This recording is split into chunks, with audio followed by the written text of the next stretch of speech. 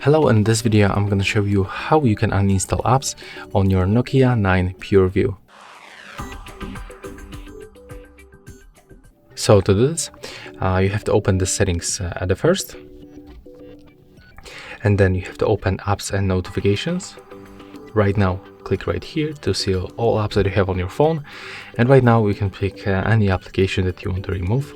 So I'm going to do this with this Mozilla Firefox browser. Then click uninstall button and click confirm.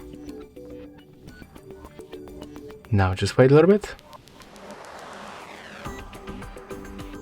Okay, and as you can see, after a few moments we finally get rid of that application. There's also some applications that you can't remove, like for example the Google Chrome.